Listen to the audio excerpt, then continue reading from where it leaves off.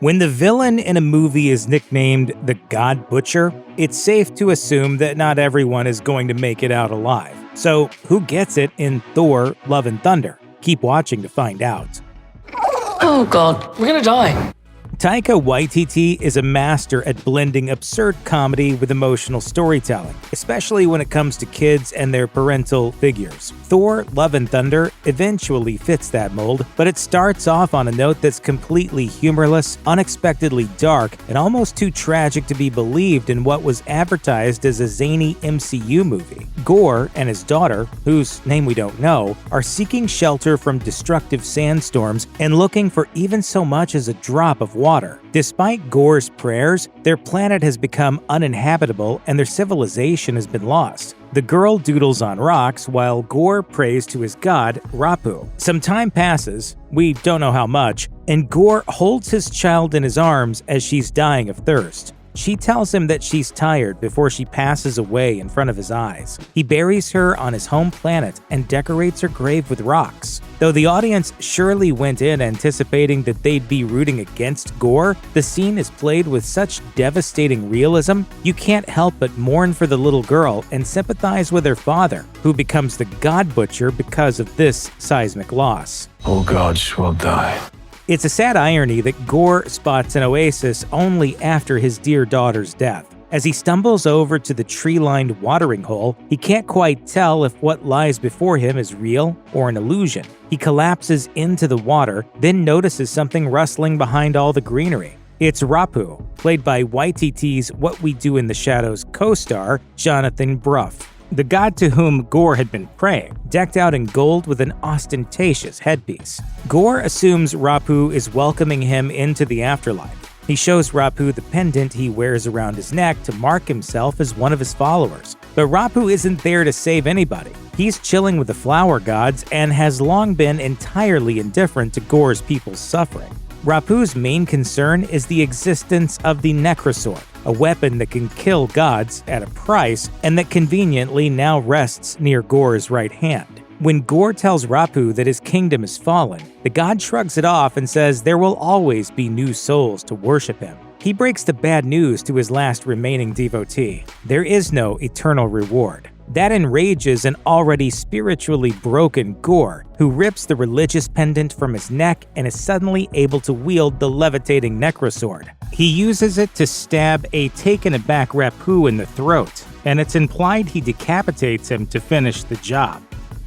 After he becomes aware of Gorr the God Butcher, Thor discovers distress signals from all across the universe. In one, he sees Lady Sif gravely injured. Thor and Korg make haste to try and rescue his fellow Asgardian warrior, but when they arrive, they're not so pleasantly greeted by the mountain-sized corpse of a frost-covered creature. Korg asks who or what it is, and a clearly shaken Thor replies that this is Falligar, one of the nicest gods anybody could ever hope to meet. Falligar appeared in the promotional material for Thor: Love and Thunder, and it intrigued comic book fans, as it's a pretty precise recreation of a panel from Thor: God of Thunder Volume 1, Number 3. Though the film doesn't get into much detail about Falligar or his relationship with Thor at all, both use him in much the same way. On the page, Falligar is an old friend of Thor's who rules over the galactic frontier and enjoys sparring, even against black holes. After some years apart from each other, Thor learns that Falligar is dead at the hands of Gorr the God Butcher. Thor's line to Korg suggests they had a similar friendship in the MCU, and here too he meets his end because of Gorr's vow to wipe out all the gods.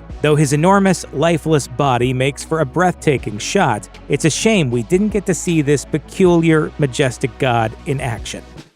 Thor and Mighty Thor team up to successfully destroy the Necrosword, but they don't do it quick enough to stop Gorr the God Butcher from using Stormbreaker to open the gate to eternity. As Gorr walks through the circular door into eternity's realm and stands before the powerful living cosmic entity represented as a galactic silhouette, Thor tells him that he's won. Meanwhile, Jane, who used her last ounce of strength as Mighty Thor to wield Mjolnir against the Necrosword, falls to the watery ground as a cancer patient once again.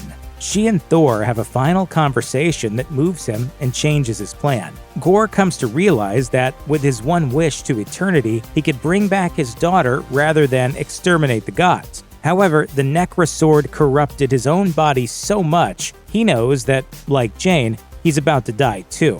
Even though he won't be around to see the ramifications of his choice, he decides to give his daughter another chance at life rather than fulfill his vow of vengeance. Jane promises that she won't be alone, and Gorr lives just long enough to say goodbye to his resurrected child and to ask Thor to promise to protect her. In the scene that follows, we see Thor has adopted her and is raising her to be an Asgardian warrior, like him, and that Gorr redeemed himself in Thor's eyes by choosing love instead of hate.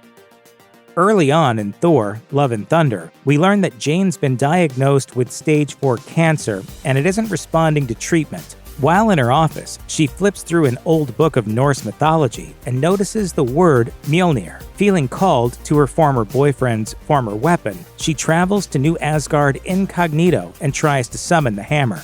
We learn from a montage of their relationship that Thor once ordered Mjolnir to protect Jane, his true love. This produced powerful magic that bound the hammer to Jane, and for a while, Jane and the audience think that magic is healing her as it gives her superhuman strength. Let's bring the rainbow. But when she lands back in the hospital, worse for the wear every time she suits up as Mighty Thor, she figures out what's really going on. Mjolnir is actually using up her remaining life force. Once Jane comes clean to Thor about her condition, he begs her not to pick up the hammer again and tells her that he loves her. He hopes that they can find a cure and still have a chance at a life together once he returns from facing Gorr alone. Jane understands his request, but she knows there's likely no cure. She joins her love for one last classic Thor adventure, and with her dying breaths, tells him that she's content that she lived an extraordinary, albeit short, life for a human. They end their relationship on sad but good terms as she vanishes.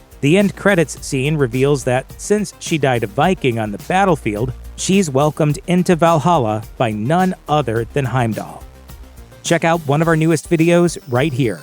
Plus, even more Looper videos about Thor, Love and Thunder are coming soon. Subscribe to our YouTube channel and hit the bell so you don't miss a single one.